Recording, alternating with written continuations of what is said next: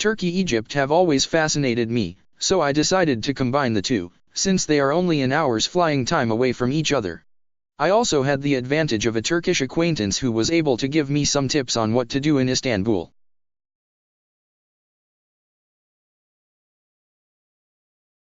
Turkey in April is cold, so be prepared. I didn't know what to expect visually, but was quite surprised and disappointed in the modern architecture, which consisted of undistinguished residential tenement blocks.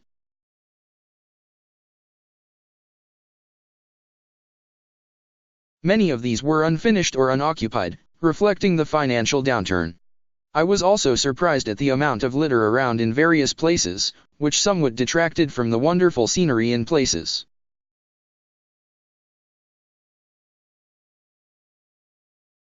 We had booked a 2-week tour through an excellent company which specialized in small group tours. The guide and driver were both great, with the former being freelance and an ideal contact for anyone preferring to tailor an individual trip.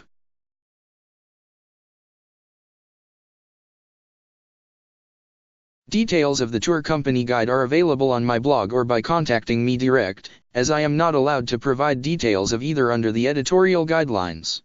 Naturally, we did not see more than some highlights of the western part of the country.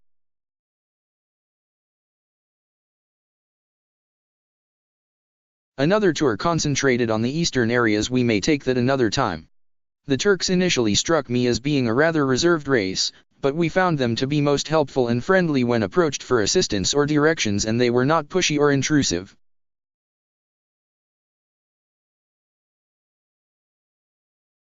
However, be warned that English is not the main language in Turkey, and few people we came into contact with spoke more than a few words, so be prepared to mug up on some Turkish phrases and use a lot of sign language. If you speak some German or French, it helps.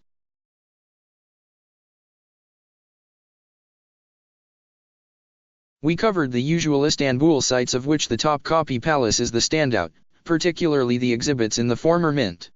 The Blue Mosque was impressive, but the Grand Bazaar was very tourist and not a patch on the one I visited in Tehran in 1968, although it did have some interesting shops in which you can lose yourself for hours.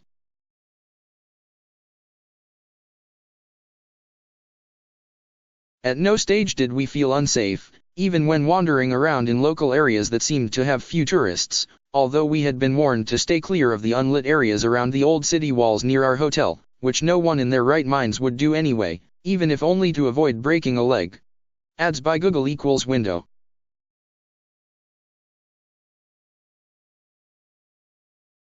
After the tour we did a Bosphorus trip on the state ferry, but would have been better off not taking a return ticket or going to the end stop, which has nothing apart from a good view at the top of the hill, a nice restaurant there, not enough to fill the several hours wait for the trip back.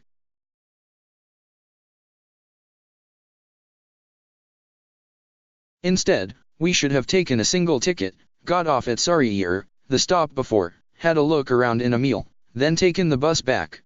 Gallipoli was moving, the lime cascades at Pamukkale fascinating, Antalya on the Mediterranean coast enabled us to thaw out a bit, go on a short boat trip around the harbor coastline. The fairy chimneys in Cappadocia were interesting, but we spent too much time in that region before going to Ankara, where Ataturk's mausoleum was a real highlight.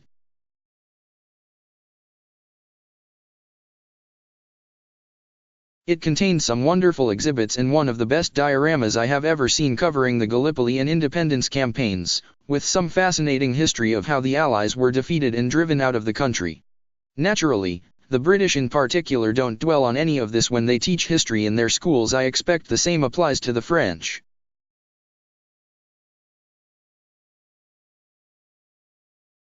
The Anatolian Civilizations Museum was also most interesting. I felt that the tour did not allow enough time for those final 2 items, but that is only a minor quibble. Finally, food.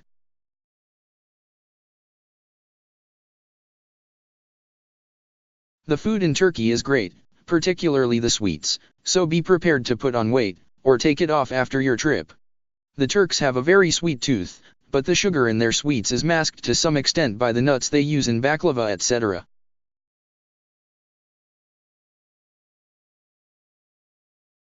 They also like their lunches, and most stops on the trip were set up for a full meal instead of a snack. In order to obtain maximum advantage of a trip to Turkey, you really need to do some preparation, which is simple to do on the net.